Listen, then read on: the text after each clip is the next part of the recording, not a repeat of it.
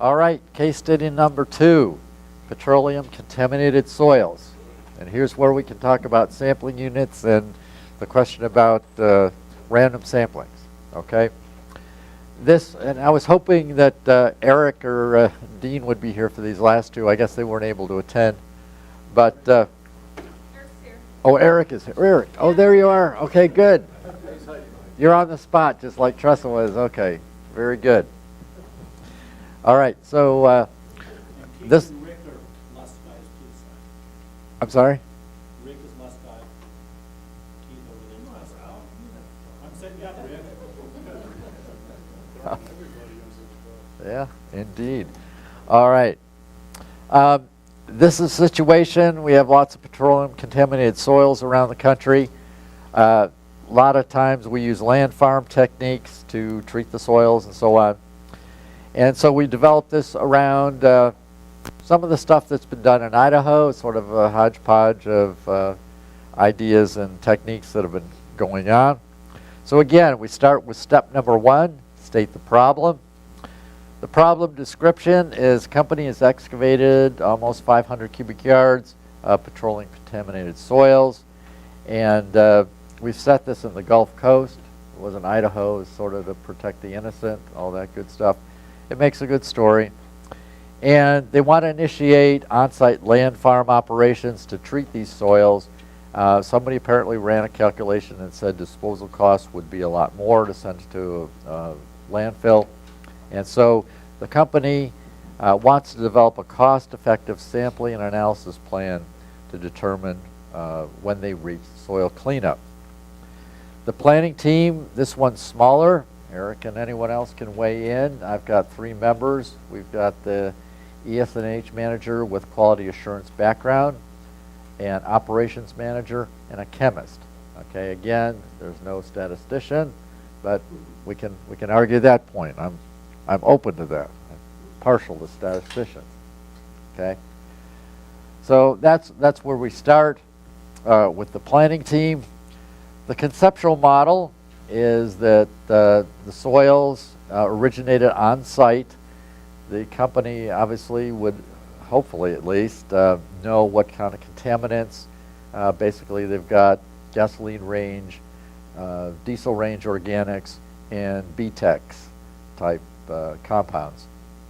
They have excavated the soil, which are thought to contain TPH around 5,000 milligrams per kilogram for gasoline range and about 3,000 milligrams per kilogram for diesel range organics. Okay, does that kind of square up, Eric, with something reasonable? Okay. Now the resources, constraints, and deadlines. Kind of threw a little trivia or something in here, nuances. They want to do this fairly quickly. They've got a half-acre parcel cleared. That parcel is going to be used for a new chemical storage facility down the road. They want to use that area to land farm in the interim. They have about a 1-year schedule. The land farm is expected to cover around 0.2 acres, roughly. And it's near the topographical high in the area, so hopefully there's no significant impact to groundwater issues there. Again, just an assumption or a parameter. And the manager doesn't want them to interfere with operations that are going on currently. So we have logistical concerns. The company needs to start construction on the storage area no later than 18 months from now. So that gives these guys a year, roughly, to do what they want, and then time to demob and prepare for the next phase of construction. The staff, environmental staff, will sample the soils before the land farm starts, and to get the initial concentrations to confirm that they're in the ranges that are stated above. And after they do that, they will also purchase and apply additives, specifically things like nitrogen, phosphorus, lime, to enhance the soil conditions that will hopefully accelerate the the degradation of the organic chemicals. And as it turns out, they're lucky. They're going to start around April 1st, which is starting to get some decent temperatures. We're not going to start this in the middle of winter. Bugs don't work as well in the winter as they do in the summer. And of course, even in the Gulf Coast, and I'm not too far from that, winter is a relative thing. Okay, in Aiken, South Carolina, every 4 or 5 years, we see snow. It doesn't always stick. So in the Gulf Coast, cold is 40 degrees overnight. So they have pretty good temperatures. All right.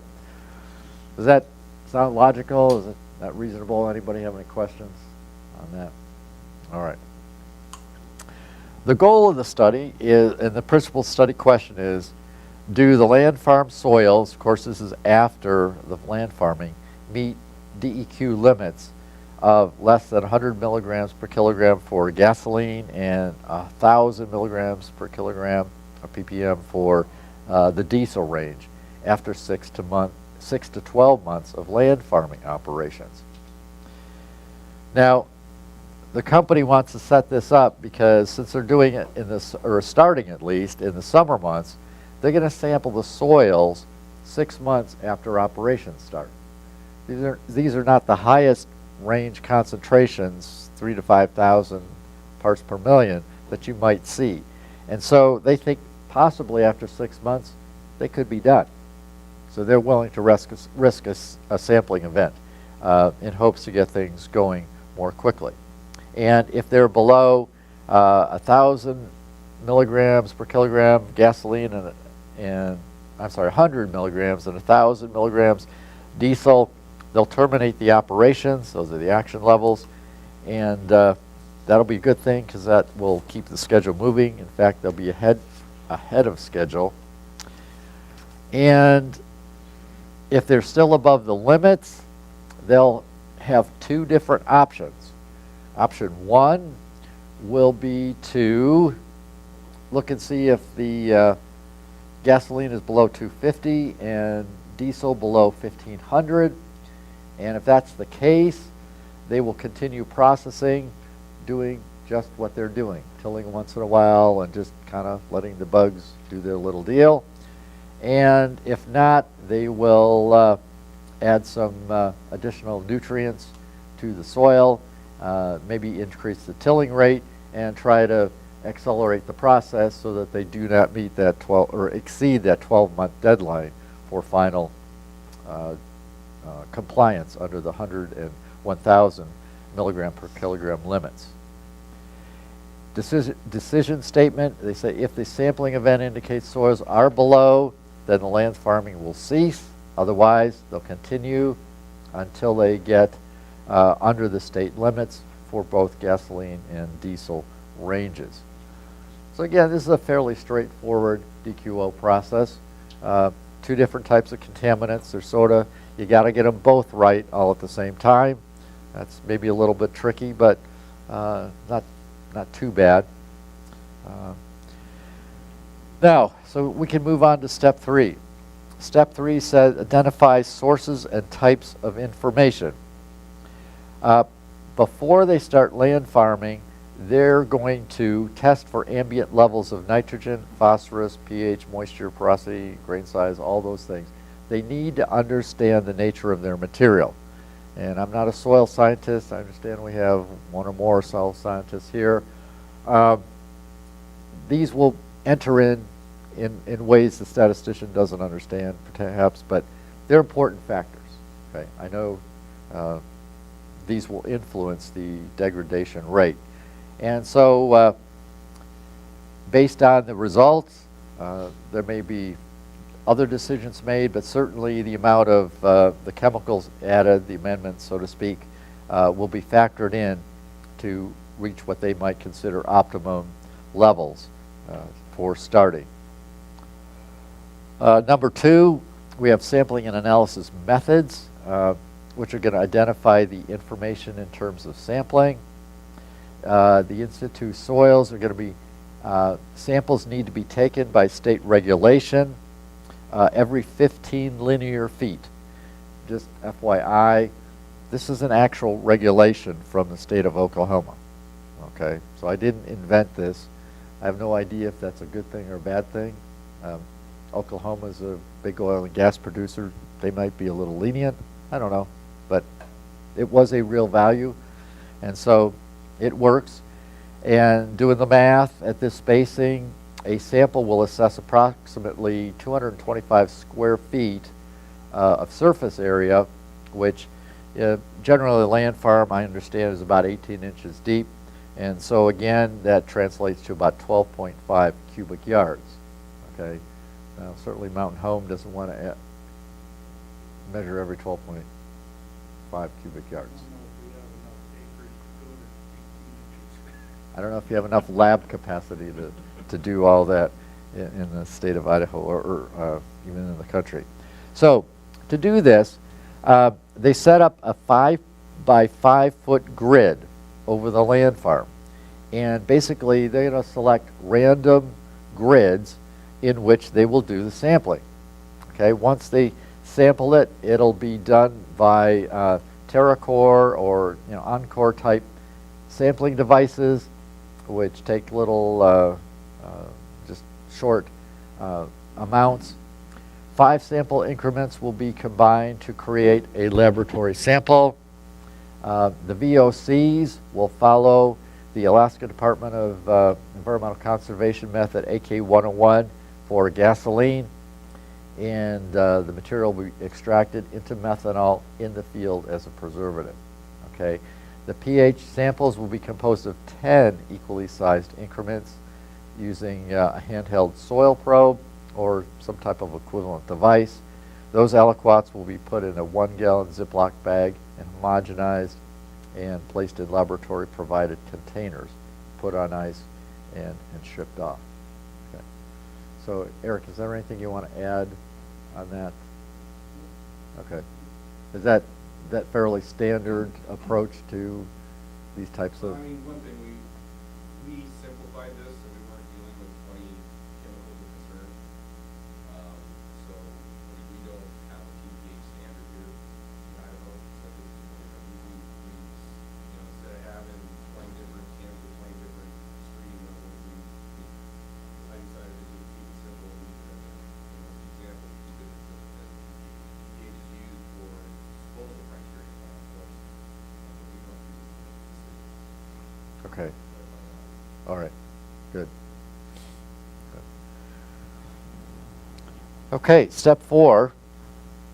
We'll look at the boundaries, both spatial and temporal. The target population is going to be the entire volume of soil, which is not huge, just under 500 cubic yards.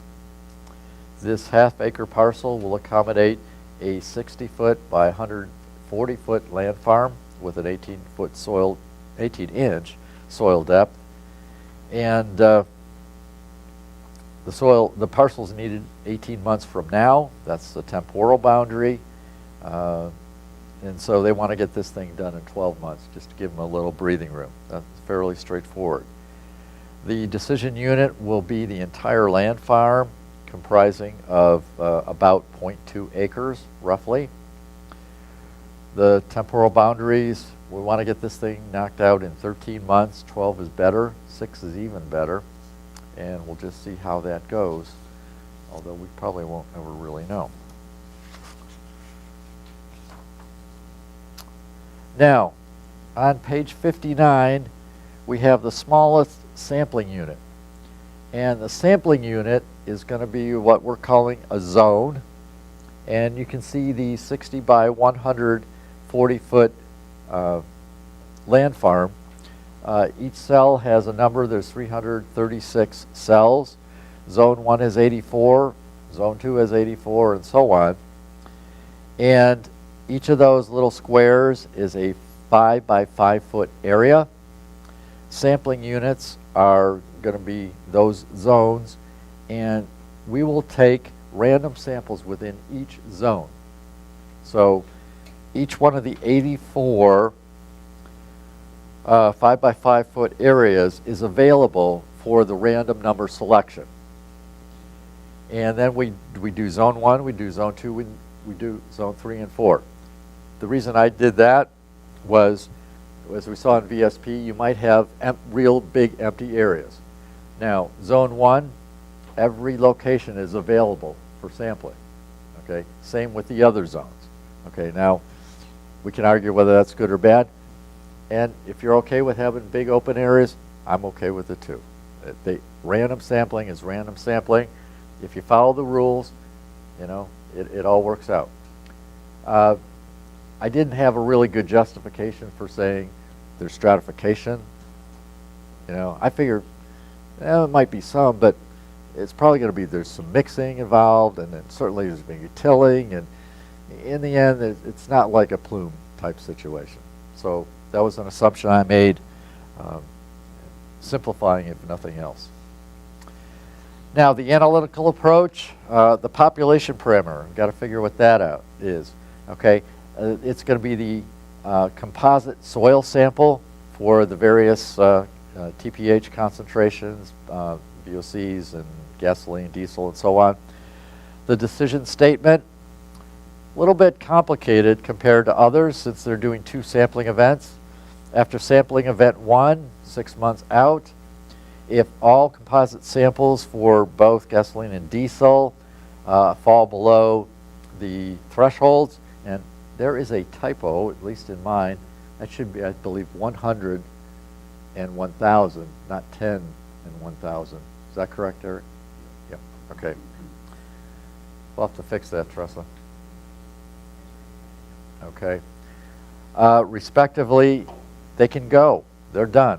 And they can put that back on the site and get on with their future chemical storage area. But if they fall below 250 and 1,500, they will continue land farming according to the same operational parameters.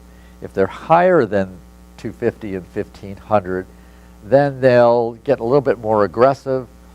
They'll put more amendments in, maybe a little more tilling, with the idea that they're going into the cooler months and they may need a little extra help in the land farm. Now, then we come to the bottom line, and hopefully they never get here, but after 11 months or 12 months, however long they want to do it, they're going to resample. And again, if everything's below the limits prescribed, then they put the soil back on the property. If there are individual locations, sample locations that show concentrations above the gasoline or diesel limits, then they are going to use sort of an emergency option and look at the 8 adjacent cells and excavate them and send them to the landfill. I doubt that's ever going to happen. Okay, but maybe they wanted to have that contingency. So another option could be, well, you know, we've still got 18 months, maybe we could readjust. You know, sometimes this new, you know, things get delayed. Maybe that new chemical storage facility is not as urgent 12 months later as it was when you started. So we never know.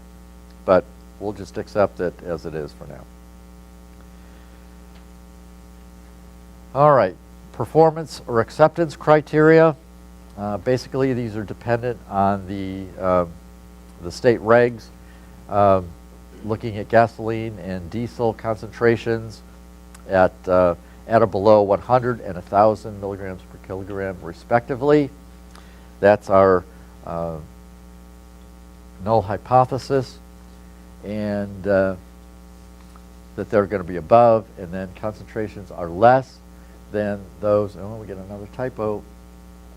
Okay, in the alternative hypothesis. And so again, we're putting the burden of proof on the land farm operator and saying that we're going to assume the soil is still contaminated above the action levels unless you prove it otherwise. And they have the burden of proof. The sampling design requires a minimum of 37.3 locations, or 38, you always have to round up, to be sampled. Now that's kind of convenient because we have 4 zones. If we round up a little bit more to 40, then we get to collect 10 random samples in each of the 4 zones for a total of 40 samples. Okay? Now, people say, well, what's the confidence on that? Well, we can go to the simple exceedance rule from EPA and say, okay, well, with 40 samples, we can say that if you think there's a hot spot out there, which there probably isn't, but you never know, we can say with an 85% level of confidence that 95% of the distribution has been observed. So in other words, the sampling design provides a pretty high confidence that we've assessed it. Now, the consequences of putting material back on the site that have concentrations above the state limits is probably fairly low, okay? It's an industrial site. People aren't exposed for very long. After 12 months, we would presume that if they're not actually below the thresholds, they're very close, yes? How did you get the 37 sample locations? What did you use? That was based on the 15-foot sample spacing, okay? And so, 15 into 140 is X, and then 60 into 140, or into 15 was Y, and I'm multiplying them together. I did not use it for this, okay? Because the state regulation said every 15 linear feet, I divided 140 by 15 and 60 by 15, multiplied those two things together, I got 37.3, and then said obviously we need at least 38. 40 was a very convenient number for the volume that we have, and there we go. So yes, I did not use VSP for this. Right. And so that was kind of nice, and this is one of those situations where we got the system down. Land farming's not a new thing. We understand it pretty well. It works pretty well, and so you can do that in a spreadsheet very easily. Okay, yeah. So even if it goes back on the site, it'll probably continue to degrade, and over time, and eventually it will be there. As we mentioned, there wasn't a big groundwater problem either. Hopefully they wouldn't put it in a lowland. Finally, we have the data collection plan. The field sampling approach is going to, again, honor that 15 linear feet approach. We're going to use a compositing approach to minimize cost. We see the design below.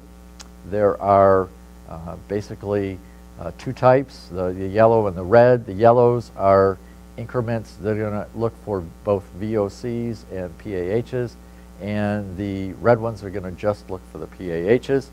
There's 5 of each in each zone, so you have 10 samples in each zone, or 10 increments in each zone, I should say.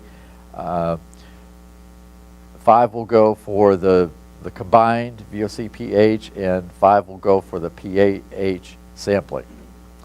And we do that in each of the zones. So we will get 2 composite samples, 2 sort of incremental type samples in each zone for a grand total of 8 samples. And that's really it. That's pretty simple. So comments, questions? Right. Now, also, since I brought this up yesterday, when you look at this pattern, I claim it's a random pattern. I did it on my HP, and you can see the clustering, okay? There was one I looked at from a real project, and again, there were no clusters. It was perfectly valid, really, in a sense, but I could tell it wasn't actually random. So, I mean, you can play with VSP and see if we can get something that's unclustered. It'll be difficult. So every once in a while you'll get one.